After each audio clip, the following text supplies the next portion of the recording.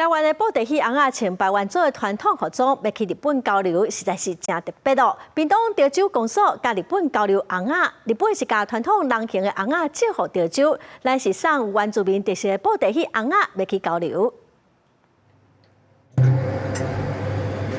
電梯門一拍開，就看到布袋戲翁仔展覽，其中有2身穿原住民的服裝，展現出台灣傳統文化和族群特色。這是屏東潮州鎮公所和日本駐仙館大主町推設雙邊交流。5月展出到今，吸引袂少日本人參觀。這屆提供布袋戲翁仔的，嘛是潮州在地阿高獎中戲班團。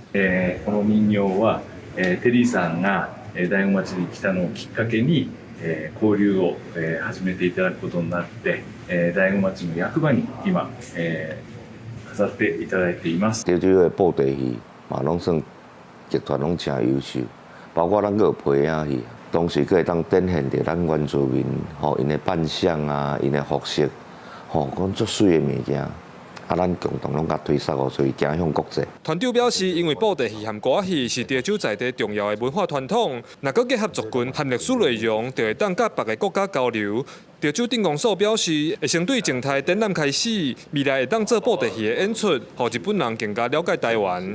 啊，阮拄開始是小規模的交流，啊，到尾啊吼。 因的布魯斯洞的囡仔、新進管樂的囡仔吼來阮遮，啊，甲阮遮的囡仔做交流，啊，大家就建立一個較深的感情啦。主任秘書講，鎮公所和駐仙館已經交流有4檔啊。去年駐仙館水市布魯斯洞嘛有來潮州鎮做音樂表演，雙邊雖然無簽任何合約，但是一來一往交流甲足歡喜。鎮公所希望會當透過文化教育甲音樂的方式，讓日本朋友經日捌潮州。記者柯明哲屏東報道。